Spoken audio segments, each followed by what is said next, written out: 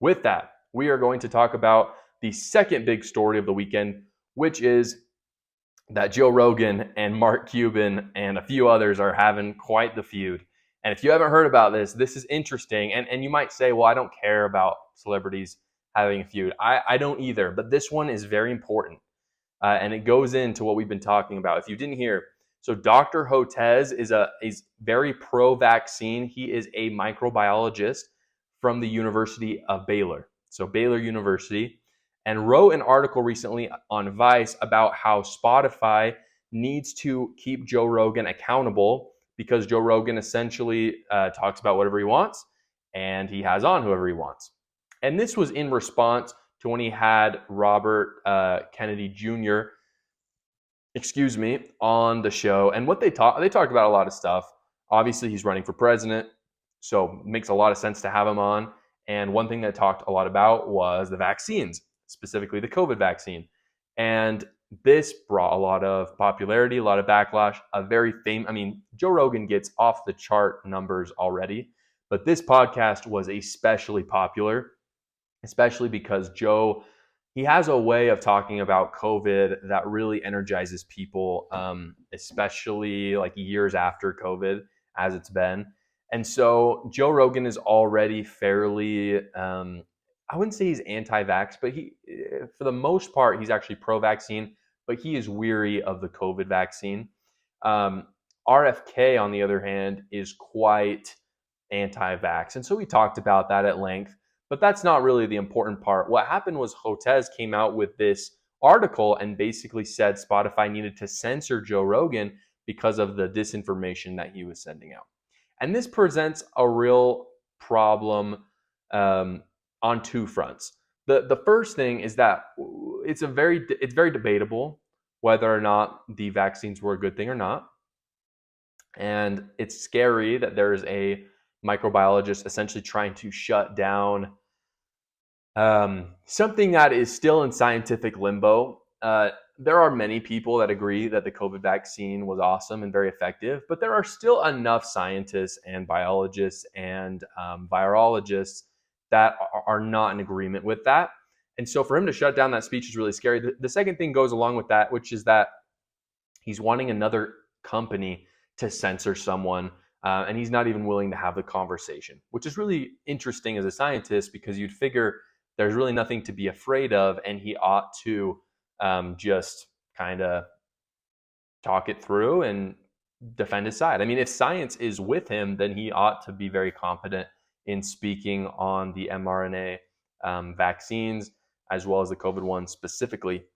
When it comes to these sort of things, like what I subscribe to is John Stuart Mill's philosophy, which is that we should give, and I think a lot of people are here. Joe Rogan certainly is. Elon Musk is also this way, which he gets into this a little bit, and I'll talk about that in a sec. Mill's philosophy was that if we simply just give an abundance of free speech, the good ideas are going to bubble to the surface, and the bad ones are just going to sink. Because what happens is truth prevails. There is just an objective truth in the world, and when people say crap, it usually, like, they prove themselves. It tends to look like crap. But when you censor people, you don't really get good dialogue, and sometimes the crap actually gets mixed in a lot more because they're forcing it through rather than just having it be out in the open and people kind of realize, yeah, that's crap. And so it is very scary to me. There's just this general sentiment on the left that they need to shut down anything that they think is false, which I think is a real insecurity to their arguments. And we see it here with Dr. Hotez. Basically what happened is someone else started getting involved with this, which I want to read for you. This is on Yahoo Finance. It says, so basically what happened was Elon Musk got involved with this. Then Mark Cuban got involved in it. And after that, hedge fund billionaire Bill Ackman unexpectedly joined in on Twitter. And they were just kind of arguing about the vaccines. But Bill Ackman said, he tweeted, this is the quote from Yahoo Finance. He said, "I will add $150,000 to Joe Rogan's wager. So it's now up to $250,000 that will go to charity and public if they can hear an open debate between RFK and Dr. Hotez, kind of facilitated by Joe Rogan. With that, I want to talk about ground news really quick. If you didn't hear, ground news is essentially a place where you can get all your news in one place, as well as get their biases, as well as their business dealings. That's one of my favorite things about ground news, is it makes it so that you can see who owns certain news outlets, deduce for yourself the certain biases, as well as the motivations that they might have for posting certain stories. At Ground News, you can get a subscription to see all the news as well as their biases. They kind of give a little bit of a score from moderate to left to conservative. I found it to be quite accurate, and I use it for a lot of the things that I post on this channel just to make sure that I am understanding their biases. I suggest everyone to do it so that they can craft their own worldview. Down in the description below, if you use my link, you will get 15% off a subscription to Ground News. Some of their subscriptions run as low as $1, so it is so worth the money in order for you to be able to get objective journalism so that you're able to kind of craft that worldview and see the biases of the legacy media as well as alternate news sources. Okay, so at this point, Joe Rogan offered $100,000. This hedge fund billionaire offered $150,000 just to have them two, so Dr. Hotez and RFK on Joe Rogan debating about it. Which you'd think, like, this is such a hot topic. Like, this is something that would be so great for, just like on a business sense, it would be great for RFK, who's running for president. It'd be great for Joe Rogan's podcast. It'd be great for Dr. Hotez. And like, it's going to charity. Like, it's a good cause. And it's just good to talk about things. But Dr. Hotez basically just said, no, I'm not getting called out like that.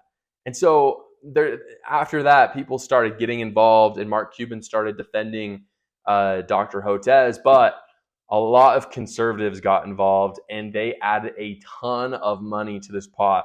Last I checked, we were over $1.7 million to charity if this debate happens. And the reason why is very clear.